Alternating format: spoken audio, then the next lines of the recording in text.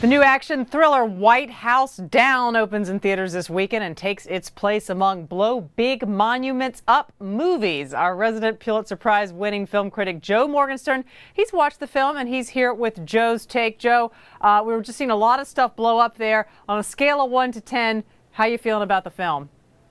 How I'm feeling about the film is it's put me into one of those what am I doing with my life moods. So I guess not a 10 then.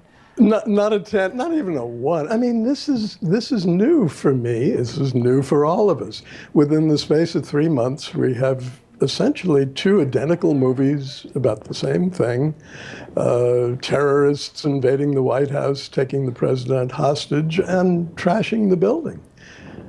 The amazing thing is that Roland Emmerich, who did this new one, this lesser new one, already blew up the White House in, what was it, 1997, 6, in Independence Day. And he blew up, I think he buried the Statue of Liberty in the day after tomorrow. I mean, he has sort of a record of destroying these big monuments. Now he's doing it, obviously, digitally. I want to ask you about sort of the public's appetite for this sort of thing. Are we becoming numb to it? Do you think that's why it's not resonating with you? We've just seen it too much, Joe?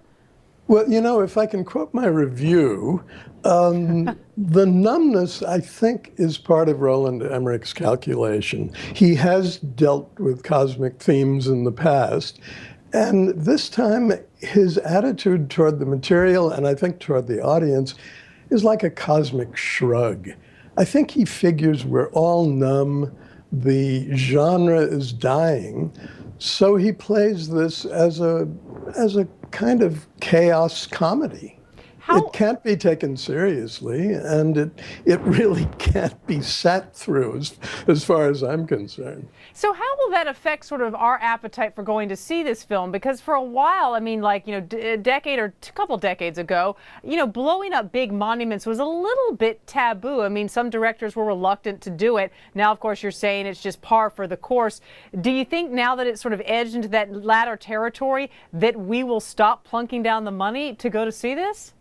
Oh, I think so. I mean, it'll be fascinating to see if this movie does any business, because if it does, then it's more evidence that you can shove almost anything down this benumbed audience's throat.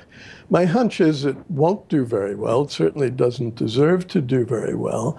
But in the numbness and fatigue department, I go to a lot of movies professionally, and I have to ask myself constantly, is the sense of fatigue my problem, or is it the movie's problem? And I'm absolutely convinced this time it's the movie and it's not me. You usually, Joe, I know you kind of well at this point, and even with these films that you don't love or don't even like very much, you sometimes can find something redeeming in maybe an actor's performance. Do you have anything in this movie that you would single out? Yes, in the redemption department, the teeny-weeny redemption department, Channing Tatum is quite charming. Whether this certifies him as an action hero, I don't know. But he's a presence, and he's a likable presence in an extremely dislikable film. All right. You've heard it there. Joe's take. I always love hearing it, and I look forward to it next week. Thanks so much, Joe. Thank you, Wendy. Okay.